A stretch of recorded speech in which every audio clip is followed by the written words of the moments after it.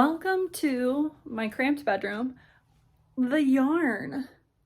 This is not all of it, but I'm going to be doing a hopefully series on my channel where I talk about my yarn and make a project. And I don't know if I'll do like a video where I finish the whole thing. That might be difficult, but we'll see.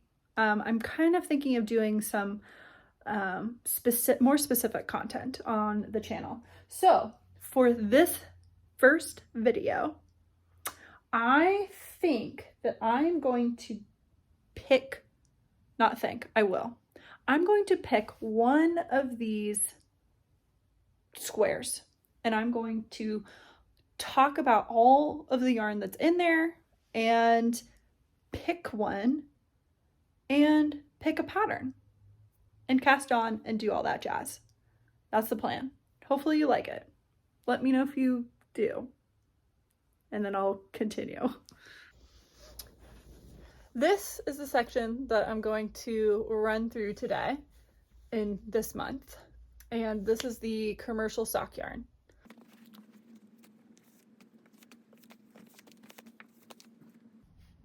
Patton's Croy sock. So these are recent purchases, and this one is do I need to go through the colorways on every one? This is brown rose marble, and this one is flax. I purchased these with the intention of knitting just contrasting heel toes and cuffs in this color, and then just normal stripes. This I know was purchased in Joann's. I've got a Regia Perfect, and they're going to create socks that look like this. These were, I believe, purchased in Germany. I have a very old Harry Potter opal colorway.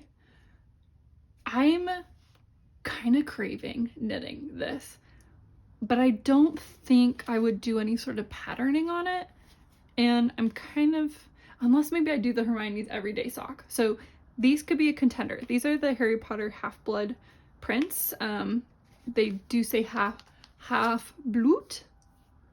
Halbblut. Oh my god. Halbblut prints, which is Half-Blood prints. So these I'm going to set off to the side. I did purchase these at the yarn store that I interned at. And then I've got this opal dancing socks.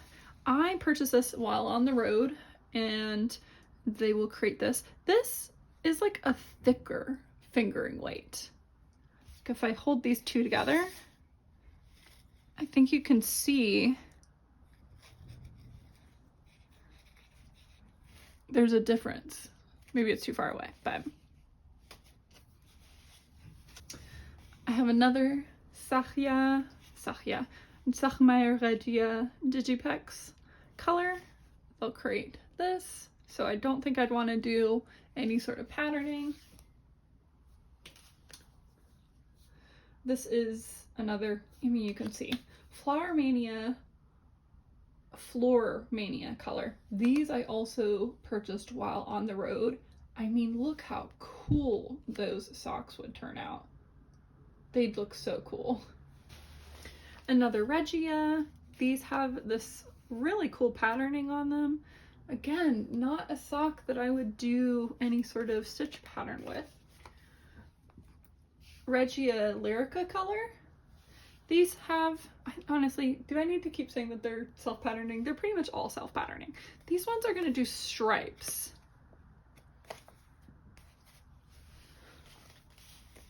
Two Regia Summer Sun colorways. These were purchased in Germany, and they're from the same line. It says that they're going to do some abstract striping. I think these would be a good contender for a pattern as well. So I'm going to put this one to the side. Then I have Opal Cotton. So this is, as it says, cotton sock yarn, and those will do some striping.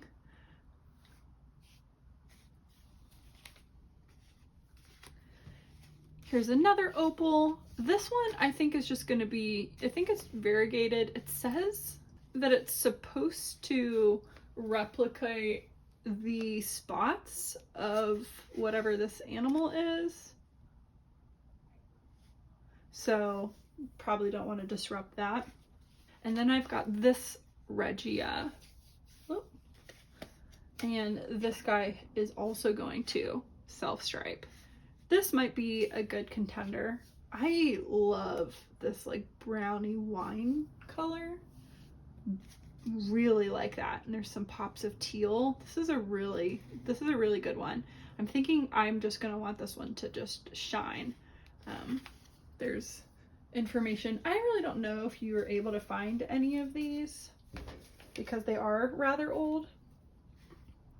I have, this isn't sock yarn, so it doesn't quite make sense why it's in here, but this is Morrison Sons Empire 2-ply, super fine merino. I bought this in Sydney when I went to Australia in 2014. It's so soft. I think it might be lace weight. Not sure what I would make with it, but souvenir yarn. I have two JoJo Land Ballad 100% wool. And I have another one called Melody. I envision knitting those together and doing some sort of color work. So, you know, these being like cuffs, heels, toes, and then the background color, main color, and then this being throughout the leg, because this is going to be, I think this would just lend itself to some Fair Isle or very lovely socks. So with that, we've got 3 contenders.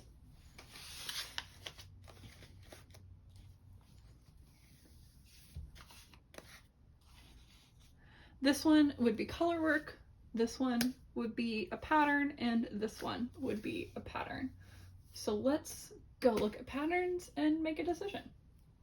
I pulled out a couple of, what is 4? A couple is 2, few is 3. What is 4? Well, I pulled out 2 couples of sock pattern books that I own and quickly went through them and tabbed the possibilities that I think would look good with this yarn. So I'm pretty set on that I'm going to be knitting with the Harry Potter yarn. The other option is still Regia Summer Sun color in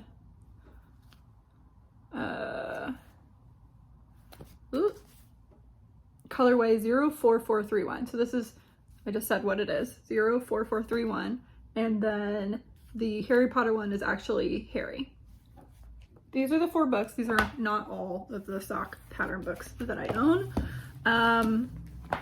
This one is probably the first, I think it's the very first sock pattern book that I ever bought. And it is because Cookie A was like trending on Ravelry. This was before I had a smartphone, before I was on Instagram, before I was following YouTubers and podcasts or anything like that. I got my awareness of knitters from Ravelry or what was being recommended to me on Amazon. So this is one of those books, and there are a lot of patterns in here, and a big chunk is about technique. So all of this is information about heel construction, what a sock is made out of, how to do different cuff options, different heel options, and there's like measurements for your stitches, which is pretty cool. I've never used that before. There is, I think I've said different heel options. It explains how to do an afterthought heel. There are different toe options. There's wedge, round, short row toe. There's information about really creating your own sock in asymmetrical, symmetrical cables, patterning, placement of where cables could go for even or odd. There is information about charts, so flat charts, working in the round chart, how to convert said charts. There is even just like common charting errors. So common errors that can be in charts that either you create or if you're test knitting for something. There is information about like when charts aren't just straight, like this, for example. There's fit. There is how stitches affect the fabric, what it's gonna look like pulling, both words, both definitions of pulling, as well as pooling. There are how designs can be made, how you can modify things, gauge swatches, what it looks like when dividing for the heel, like where you could put your patterning. There's a lot in this, all of that in this book. And then of course you get, how many sock patterns do you even get? There are a ton of them in here. So the one that I was thinking about that could look really cool is called Rick. And it's this one. So it is pretty pattern heavy, but I'm thinking because the stitches are going diagonal, that could end up looking really cool, right? You've got stitches going almost in opposite directions. I'm thinking that would look really cool with this kind of yarn.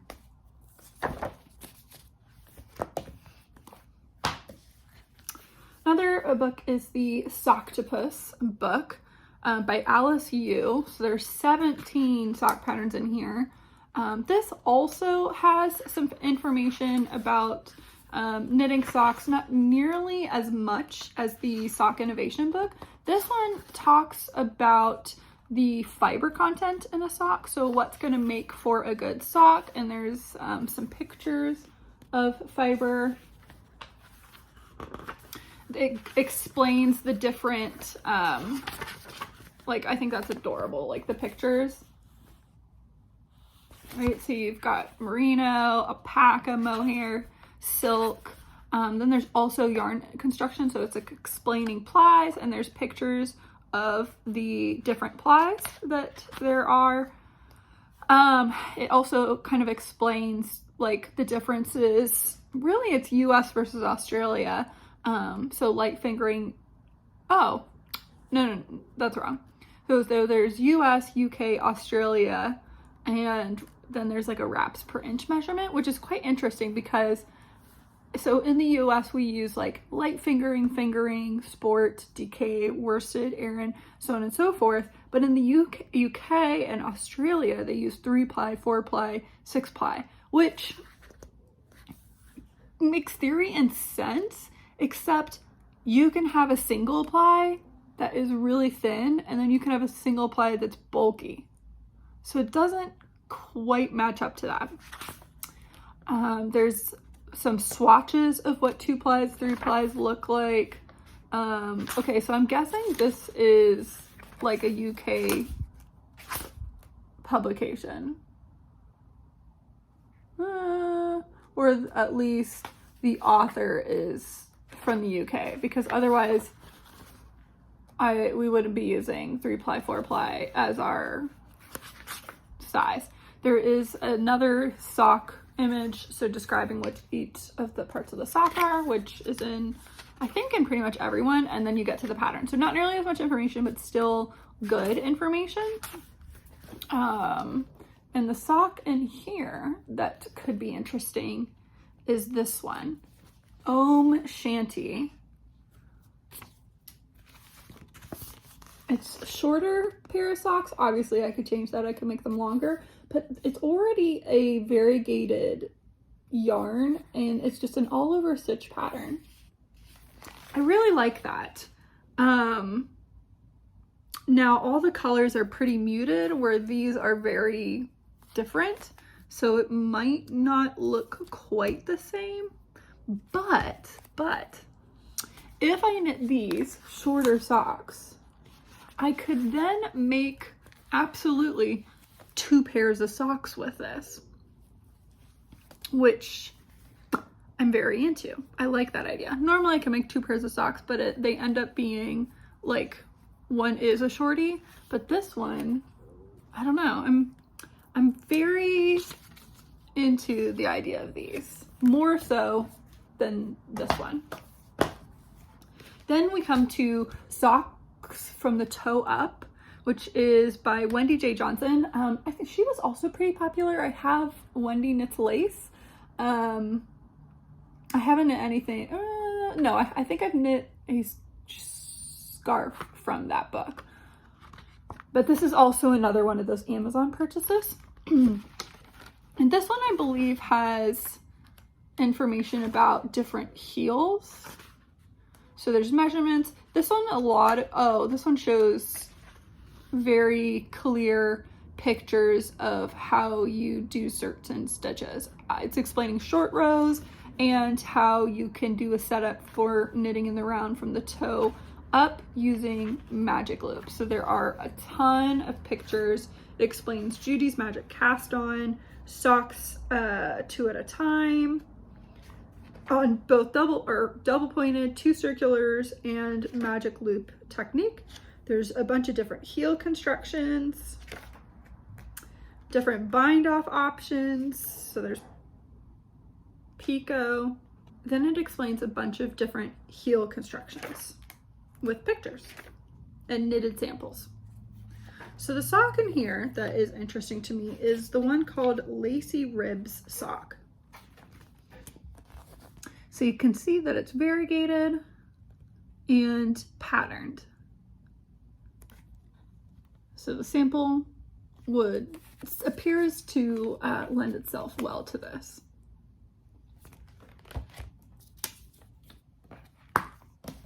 And then lastly, we have Splendid Souls, which is a Knit Picks publication. So it's going to be various authors, and it's using all Knit Picks yarns. And so there's like a image of all of them. I love these books. I pretty much only buy them when they're on sale, and there are a couple Knit Picks warehouses, and one of them happens to be in Columbus, Ohio, which is where I live. And a few years ago they did a warehouse sale, and every single book that they had was $1.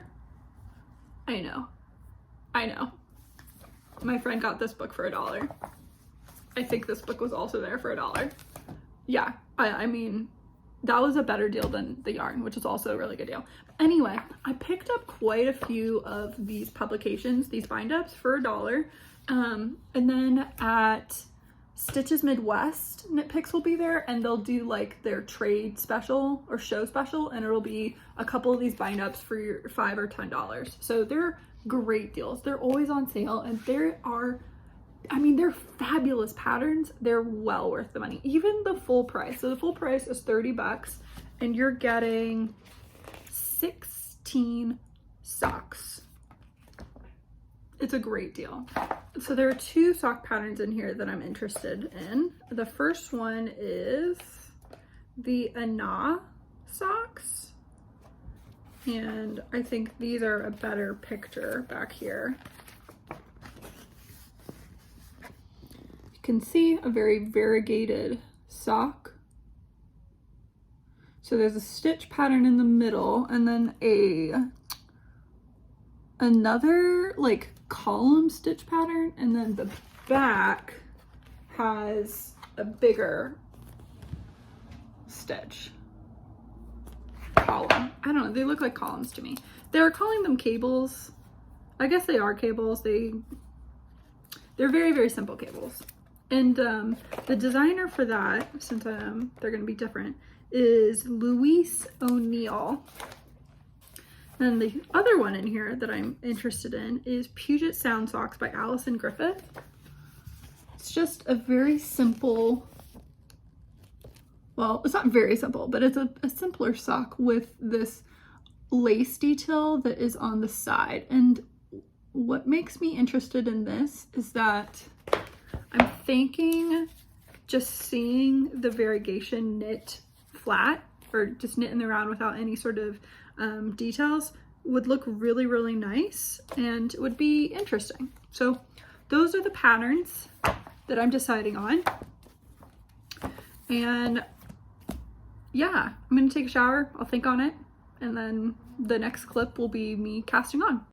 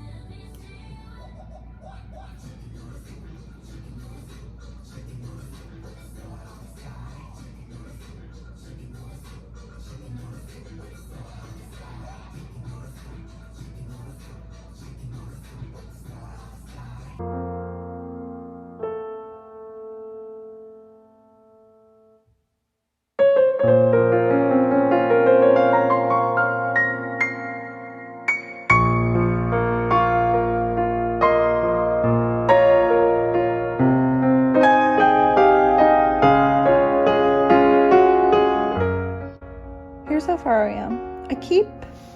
So 2 thoughts. The striping or coloring of the yarn is looking really cool in this stitch pattern. And here's the back so you can really see what it's doing. I don't quite get how this is Harry Potter, I'll be honest. This does not make me think of Harry Potter at all, but that's okay. This looks so small to me. It looks tiny. So the toe itself is pretty small, but then this is very narrow. It does stretch. I'm not gonna do that. It does stretch. I did try it on my foot and it stretches quite a bit. So I just need to, I'm gonna have to knit this longer than I would normally knit it because it's gonna stretch wide. I'm not as good with figuring out how far to knit when I'm doing a toe up sock. So it'll just be me needing to try it on, which I guess is good that I'm doing a magic loop, but here it is so far. I'm onto the heel for these socks, and the heel is garter, which is interesting. I've never done a heel turn garter. What is this? A short row heel. Wow, short row heel that is garter. So I'm already turning. So I'm knitting my wrapped stitches. The pattern has you use like a wrap and turn. I don't tend to do wrap and turns. I do what is it called? I think it's called a German short row is how I do my short row wrap and turn things. So don't necessarily follow the pattern. Now, I like doing the German short row because I just find it easier. That's literally it. I like the look. Honestly, I can't even remember what a wrap and turn even looks like. So, yeah. So on my sock, which looks very long, but when I put it on, it'll stretch and look normal. So I have connected joined in the round, and somehow I'm off.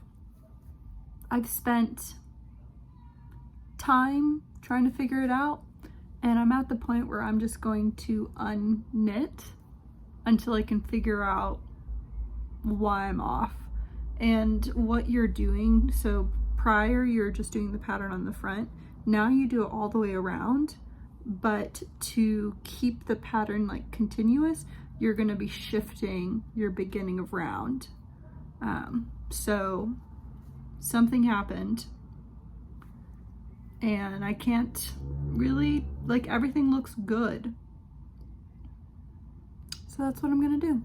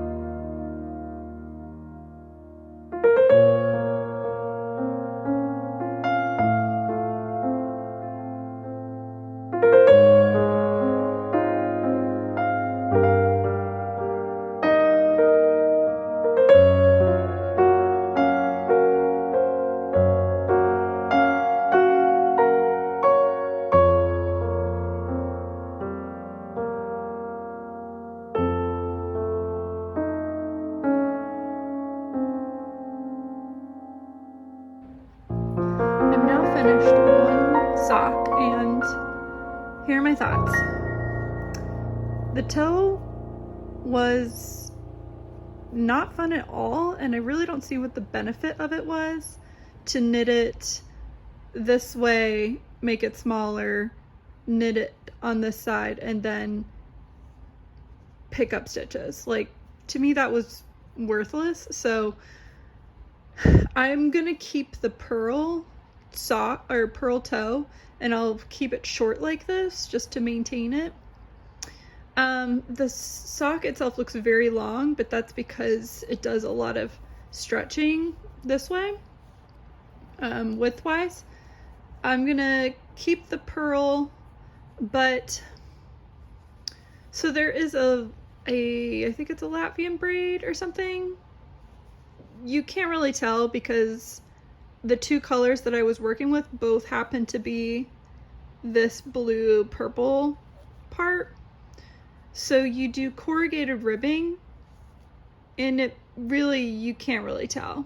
I mean, you can slightly tell this is more of a tealish blue and this is that deeper blue, but still, it's not worth it. Also, corrugated ribbing doesn't really stretch, pretty much keeps its shape. At least every single corrugated ribbing that I've ever done just keeps its shape. So this is actually too tight.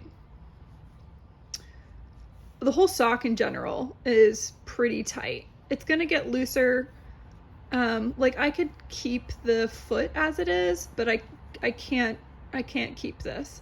Once I get it on, it's okay, but getting this over my ankle instep is awful. So yeah. All that work for a sock that doesn't fit. So I'm going to cast on another one and do those modifications. Do the toe bit differently. It'll probably look identical though, and then not do corrugated ribbing, just do normal ribbing. And I'll do like a pearl stitch, pearl round, so that you have a bit of this weave, but otherwise, that's the sock.